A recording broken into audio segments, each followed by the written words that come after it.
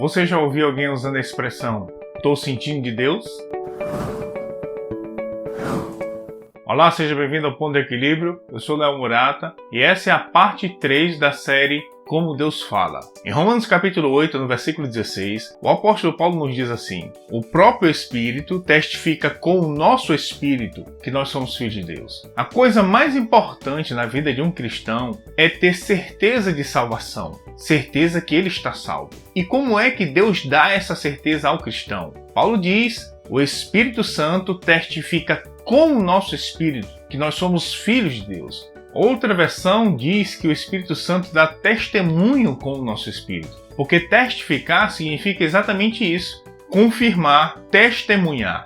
Deus não quis dar para nós a certeza de salvação através de sonho, visão ou anjo. Ele quis dar através de uma testificação no nosso espírito. Então Paulo está dizendo que o Espírito Santo confirma no nosso espírito que nós somos filhos de Deus. Como é essa testificação? É o Espírito Santo confirmando com o nosso espírito que nós somos filhos de Deus. Agora, se para o assunto mais importante para o cristão, que é ter certeza sobre salvação, Deus dá essa confirmação através de um testemunho no espírito, ou como o irmão Reagan chama, testemunho interior, por que nós achamos que em assuntos secundários da vida Deus vai usar formas mirabolantes para falar conosco, se na coisa principal ele não usa isso? O Espírito Santo testifica com o nosso espírito que nós somos filhos de Deus. Da mesma forma que ele testifica no nosso espírito que nós somos filhos de Deus, ele vai testemunhar no nosso espírito acerca de várias outras coisas. No Evangelho de João, Jesus disse que o Consolador, o Espírito Santo,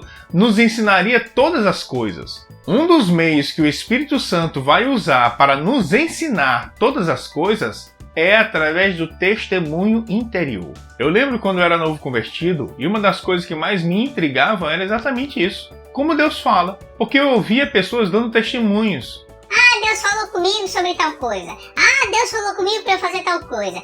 Deus falou comigo para eu dar tal coisa. Sempre eu ouvia as pessoas dizendo que Deus falava com elas, mas elas nunca explicavam como assim Deus falava. Então na minha cabeça eu achava que elas ouviam vozes o tempo inteiro. Deus falando com ela, na minha cabeça, era uma voz, ela ouvindo uma voz, como você está me ouvindo agora no áudio. E quando eu começava a investigar mais, eu perguntava para essas pessoas: mas como assim Deus falou contigo? Como é que eu sei que Deus está falando comigo? Como é esse negócio que Deus fala? Eu lembro do irmão que ele queria me ajudar e ele dizia assim para mim: olha, faz assim, ó. Pensa sobre a decisão que tu tem que tomar. Se for de Deus, tu vai sentir um sinal verde por dentro. E eu dizia: sinal verde? Se não for de Deus, tu vai sentir assim um sinal vermelho. Sinal vermelho? É, como se fosse um freio por dentro. Como se fosse um gato te azunhando por dentro.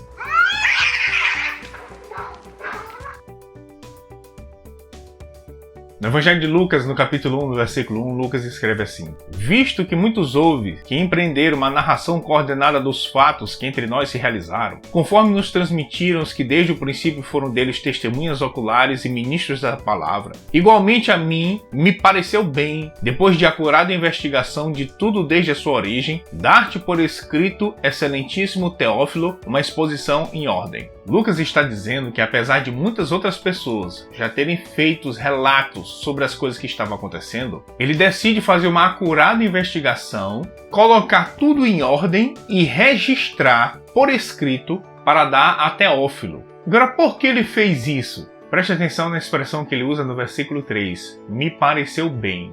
Eu gosto de Lucas porque ele é muito detalhista nas coisas que ele escreve. Para você ter uma ideia de quão detalhista ele é, o capítulo 1 do Evangelho de Lucas já tem 80 versículos. Mas eu quero que você entenda que mesmo sendo extremamente detalhista como ele é, realmente existe uma dificuldade em expressar com palavras aquilo que ela está percebendo espiritualmente. Eu quero chamar a sua atenção novamente para a expressão que ele usou, pareceu bem, porque ele é o único que utiliza essa expressão. Lucas também escreveu o livro de Atos, e eu quero te mostrar como ele repete essa expressão lá no capítulo 15 de Atos. Em Atos capítulo 15, no versículo 22, ele escreve assim: então pareceu bem aos apóstolos e aos presbíteros com toda a igreja, tendo elegido homens dentre eles, enviá-los juntamente com Paulo e Barnabé a Antioquia, foram Judas, chamado Barsabás, e Silas, homens notáveis entre os irmãos, escrevendo por mão deles. Os irmãos, tanto os apóstolos como os presbíteros, aos irmãos de entre os gentios em Antioquia, Síria e Cilícia, saudações. Visto sabermos que alguns que saíram de entre nós sem nenhuma autorização vos têm perturbado com palavras, transtornando a vossa alma, pareceu-nos bem, chegados a pleno acordo, eleger alguns homens e enviá-los a vós outros com os nossos amados Barnabé e Paulo, homens que têm exposto a vida pelo nome do Senhor Jesus Cristo. Enviamos, portanto, Judas e Silas, os quais pessoalmente vos dirão também estas coisas.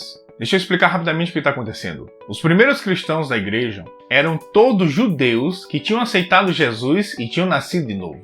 Agora, os gentios, pessoas que não são judeus, também estavam se convertendo. E essa reunião que aconteceu no capítulo 15 é para decidir se os gentios que estão se convertendo têm que também guardar a lei de Moisés para serem salvos ou não. E nessa reunião ficou decidido que eles não têm que guardar a lei.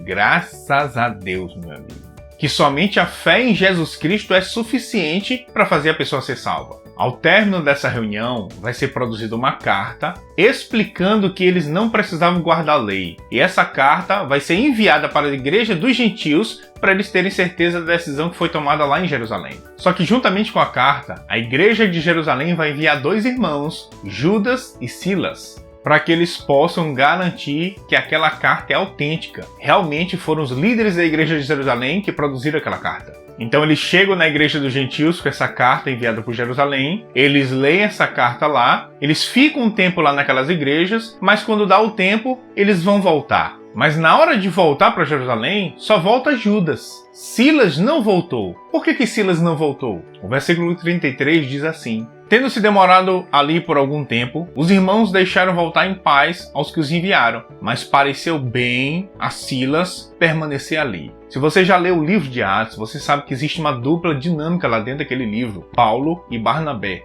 Mas Deus sabe que essa dupla, mais na frente, vai haver uma desavença entre eles e eles vão se separar. Barnabé vai pegar seu primo João Marcos e vai partir para Chipre, e Paulo vai precisar de um novo companheiro para a próxima viagem missionária. Quem será o novo companheiro de Paulo? Silas. Deus guia Silas para não voltar para Jerusalém, mas para ficar lá, porque Silas vai se tornar o novo companheiro do apóstolo Paulo. Como Silas percebeu que não deveria voltar para Jerusalém? Sonho? Visão? Anjo? Profecia? Versículo 34 diz: Mas pareceu bem a Silas permanecer ali. Preste atenção em como Lucas repete essa expressão, pareceu bem, nos versículos 22, 25, 28 e 34. Eu realmente acredito que essa expressão que Lucas usa é uma tentativa dele de tentar explicar com palavras o que é o testemunho interior. Porque é justamente essa a sensação do testemunho interior. É algo que parece, é como se fosse uma impressão, uma sensação. Olha, eu fui lá e comprei aquele negócio que eu queria tanto. Fui lá e comprei. Mas tu nem sabe, ó. Não deu certo e aquilo só me deu dor de cabeça. E até hoje não consegui resolver, rapaz. Que o negócio veio quebrado e até hoje uma dor de cabeça. Já gastei tanto dinheiro e aquele negócio não deu certo até hoje. Mas sabe, alguma coisa me dizia lá dentro, quando eu tava lá na loja, que eu não deveria comprar aquilo. Provavelmente esse é o testemunho interior. Rapaz, eu tenho a impressão que eu não devo sair de casa agora, ó. É melhor você obedecer essa impressão. Rapaz, alguma coisa me diz que eu devo parar na padaria e levar pão pra casa. É melhor você obedecer. Esse é o testemunho interior. Uma das principais formas que Deus usa para falar com o crente nascido de novo na nova aliança.